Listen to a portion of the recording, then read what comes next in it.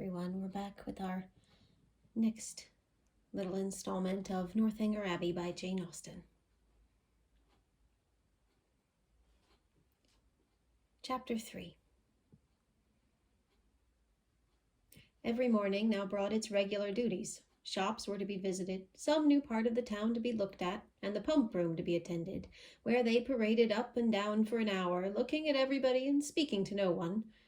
The wish of a numerous acquaintance in Bath was still uppermost with Mrs. Allen, and she repeated it after every fresh proof, which every morning brought, of her knowing nobody at all. They made their appearance in the lower rooms, and here fortune was more favourable to our heroine. The master of the ceremonies introduced her to a very gentlemanlike young man as a partner. His name was Tilney. He seemed to be about 4 or 5 and 20, was rather tall, had a pleasing countenance, a very intelligent and lively eye, and if not quite handsome, was very near it. His address was good, and Catherine felt herself in high luck. There was little leisure for speaking while they danced, but when they were seated at tea she found him as agreeable as she had already given him credit for being. He talked with fluency and spirit, and there was an archness and pleasantry in his manner which interested, though it was hardly understood by her. After chatting some time on such matters as naturally arose from the objects around them, he suddenly addressed her with, "I have hitherto been very remiss, madam, in the proper attentions of a partner here. I have not yet asked how long you have been in Bath, whether you were ever here before, whether you have been at the upper rooms, the theatre, and the concert, and how you like the place altogether. I have been very negligent, but are you now at leisure to satisfy me in these particulars? If you are, I will begin directly." "You need not give yourself that trouble, sir." "No trouble, I assure you, madam." Then, forming his features into a set smile, and affectedly softening his voice, he added with a simpering air, "Have you been long in Bath, madam?" "About a week, sir," replied Catherine, trying not to laugh. "Really?" with affected astonishment. "Why should you be surprised, sir?" "Why, indeed?" said he, in his natural tone. "But some emotion must appear to be raised by your reply, and surprise is more easily assumed, and not less reasonable than any other. Now let us go on. Were you never here before, madam?" "Never, sir." "Indeed! Have you yet honoured the upper rooms?" "Yes, sir, I was there last Monday." "Have you been to the theatre?" "Yes, sir, I was at the play on Tuesday." "To the concert?" "Yes, sir, on Wednesday." "And are you altogether pleased with Bath?" "Yes, I like it very well." "Now I must give one smirk, and then we may be rational again." Catherine turned away her head, not knowing whether she might venture to laugh. "I see what you think of me," said he gravely. "I shall make but a poor figure in your journal tomorrow." "My journal?" "Yes, I know exactly what you will say. Friday, went to the lower rooms, wore my sprigged muslin robe with blue trimmings, plain black shoes, appeared to much advantage, but was strangely harassed by a queer half-witted man, who would make me dance with him, and distressed me by his nonsense." "Indeed, I shall say no such thing." "Shall I tell you what you ought to say?" "If you please." "I danced with a very agreeable young man, introduced by Mr. King. Had a great deal of conversation with him. Seems a most extraordinary genius. Hope I may know more of him." "That, madam, is what I wish you to say." "But perhaps I keep no journal." "Perhaps you are not sitting in this room, and I am not sitting by you. These are points in which doubt is equally possible. Not keep a journal! How are your absent cousins to understand the tenor of your life in Bath without one? How are the civilities and compliments of every day to be related as they ought to be, unless noted down every evening in a journal? How are your various dresses to be remembered, and the particular state of your complexion and curl of your hair to be described in all their diversities, without having constant recourse to a journal? My dear madam, I am not so ignorant of young ladies' ways as you wish to believe me. It is this delightful habit of journaling which largely contributes to form the easy style of writing for which ladies are so generally celebrated. Everybody allows that the talent of writing agreeable letters is particularly female. Nature may have done something, but I am sure it must be essentially assisted by the practice of keeping a journal." "I have sometimes thought," said Catherine doubtingly, "whether ladies do write so much better letters than gentlemen. That is, I should not think the superiority was always on our side." "As far as I have had the opportunity of judging, it appears to me that the usual style of letter-writing among women is faultless, except in 3 particulars." "And what are they?" "A general deficiency of subject, a total inattention to stops, and a very frequent ignorance of grammar." Upon my word, I need not have been afraid of disclaiming the compliment. You do not think too highly of us in that way. I should no more lay it down as a general rule that women write better letters than men, than that they sing better duets or draw better landscapes. In every power of which taste is the foundation, excellence is pretty fairly divided between the sexes. They were interrupted by Mrs. Allen. "My dear Catherine," said she, "do take this pin out of my sleeve. I am afraid it has torn a hole already. I shall be quite sorry if it has, for this is a favourite gown, though it cost me but 9 shillings a yard." "That is exactly what I should have guessed it, madam," said Mr. Tilney, looking at the muslin. "Do you understand muslin, sir?" "Particularly well. I always buy my own cravats, and am allowed to be an excellent judge, and my sister has often trusted me in the choice of a gown. I bought one for her the other day, and it was pronounced to be a prodigious bargain by every lady who saw it.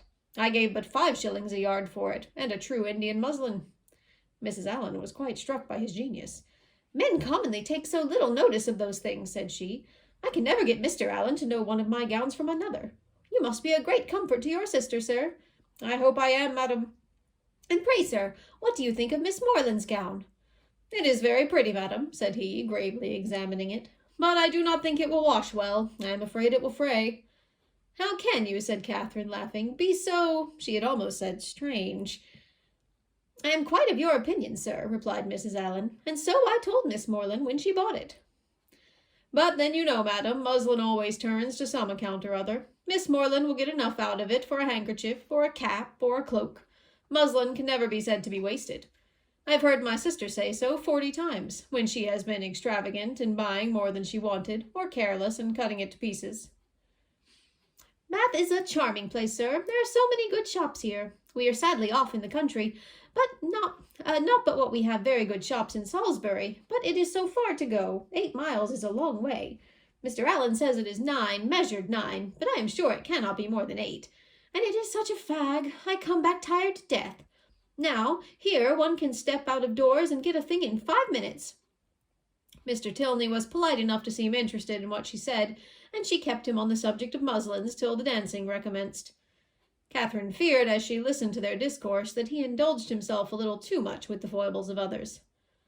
"What are you thinking of so earnestly?" said he, as they walked back to the ballroom. "Not of your partner, I hope, for by that shake of the head your meditations are not satisfactory." Catherine coloured and said, "I was not thinking of anything."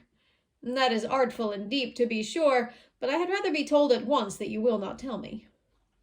"Well, then, I will not. Thank you, for now we shall soon be acquainted, as I am authorized to tease you on this subject whenever we meet, and nothing in the world advances intimacy so much." They danced again, and when the assembly closed, parted, on the lady's side at least, with a strong inclination for continuing the acquaintance. Whether she thought of him so much while she drank her warm wine and water, and prepared herself for bed, as to dream of him when there, cannot be ascertained. But I hope it was no more than in a light slumber, or a morning doze at most. For if it be true, as a celebrated writer has maintained, that no young lady can be justified in falling in love before the gentleman's love is declared, it must be very improper that a young lady should dream of a gentleman before the gentleman is first known to have dreamt of her. How proper Mr. Tilney might be as a dreamer or a lover had not yet perhaps entered Mr. Allen's head, but that he was not objectionable as a common acquaintance for his young charge, he was on inquiry satisfied, for he had early in the evening taken pains to know who her partner was, and had been assured of Mr. Tilney's being a clergyman, and of a very respectable family in Gloucestershire.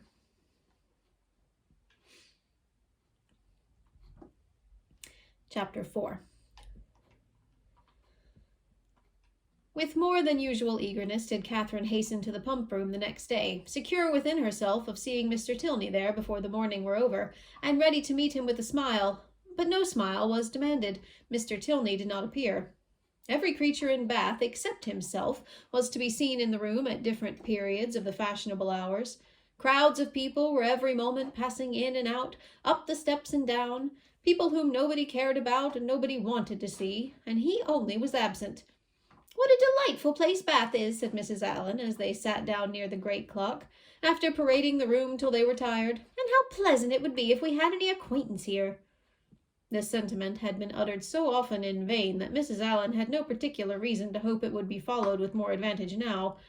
But we are told, to despair of nothing we would attain, as unwearied diligence our point would gain.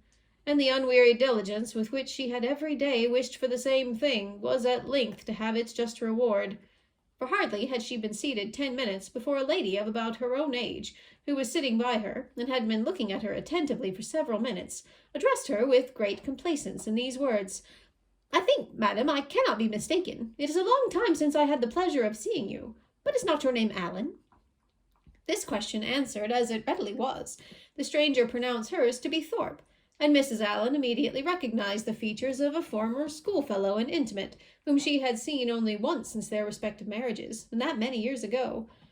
Their joy on this meeting was very great, as well it might, since they had been contented to know nothing of each other for the last 15 years. Compliments on good looks now passed, and after observing how time had slipped away since they were last together, how little they had thought of meeting in Bath, and what a pleasure it was to see an old friend, they proceeded to make inquiries and give intelligence as to their families, sisters, and cousins, talking both together, far more ready to give than to receive information, and each hearing very little of what the other said. Mrs. Thorpe, however, had one great advantage as a talker over Mrs. Allen, in a family of children, and when she expatiated on the talents of her sons and the beauty of her daughters, when she related their different situations and views, that John was at Oxford, Edward at Merchant Taylor's, and William at sea, and all of them more beloved and respected in their different station than any other three beings there ever were, Mrs. Allen had no similar information to give, no similar triumphs to press on the unwilling and unbelieving ear of her friend, and was forced to sit and appear to listen to all these maternal effusions, consoling herself, however, with the discovery which her keen eye soon made, that the lace on Mrs. Thorpe's pelisse was not half so handsome as that on her own. "Here come my dear girls," cried Mrs. Thorpe, pointing at three smart-looking females who, arm in arm, were then moving towards her. "My dear Mrs. Allen, I long to introduce them. They will be so delighted to see you. The tallest is Isabella, my eldest. Is she not a fine young woman? The others are very much admired, too, but I believe Isabella is the handsomest." The Miss Thorpes were introduced, and Miss Morland, who had been for a short time forgotten, was introduced likewise. The name seemed to strike them all, and after speaking to her with great civility, the eldest young lady observed aloud to the rest, "How excessively like her brother Miss Morland is!" "The very picture of him, indeed," cried the mother, "and I should have known her anywhere for his sister," was repeated by them all, 2 or 3 times over. For a moment Catherine was surprised, but Mrs. Thorpe and her daughters had scarcely begun the history of their acquaintance with Mr. James Morland before she remembered that her eldest brother had lately formed an intimacy with a young man of his own college, of the name of Thorpe, and that he had spent the last week of the Christmas vacation with his family near London. The whole being explained, many obliging things were said by the Miss Thorpes of their wish of being better acquainted with her, of being considered as already friends, through the friendship of their brothers, etc., which Catherine heard with pleasure, and answered with all the pretty expression she could command. And as the first proof of amity, she was soon invited to accept an arm of the eldest Miss Thorpe, and take a turn with her about the room. Catherine was delighted with this extension of her Bath acquaintance, and almost forgot Mr. Tilney while she talked to Miss Thorpe. Friendship is certainly the finest balm for the pangs of disappointed love. Their conversation turned upon those subjects of which the free discussion has generally much to do in perfecting a sudden intimacy between two young ladies, such as dress, balls, flirtations, and quizzes. Miss Thorpe, however, being 4 years older than Miss Morland, and at least 4 years better informed, had a very decided advantage in discussing such points. She could compare the balls of Bath with those of Tunbridge, its fashions with the fashions of London, could rectify the opinions of her new friend in many articles of tasteful attire, could discover a flirtation between any gentleman and any lady who only smiled on each other, and point out a quiz through the thickness of a crowd. These powers received due admiration from Catherine, to whom they were entirely new, and the respect which they naturally inspired might have been too great for familiarity, had not the easy gaiety of Miss Thorpe's manners and her frequent expressions of delight on this acquaintance with her softened down every feeling of awe, and left nothing but tender affection. Their increasing attachment was not to be satisfied with 6 turns in the pump-room, but required, when they all quitted it together, that Miss Thorpe should accompany Miss Morland to the very door of Mr. Allen's house, and that they should there part with a most affectionate and lengthened shake of hands, after learning to their mutual relief that they should see each other across the theatre at night, and say their prayers in the same chapel the next morning. Catherine then ran directly upstairs and watched Miss Thorpe's progress down the street from the drawing-room window, admired the graceful spirit of her walk, the fashionable air of her figure and dress, and felt grateful, as well she might, for the chance which had procured her such a friend. Mrs. Thorpe was a widow, and not a very rich one. She was a good-humored, well-meaning woman, and a very indulgent mother. Her eldest daughter had great personal beauty, and the younger ones, by pretending to be as handsome as their sister, imitating her air, and dressing in the same style, did very well.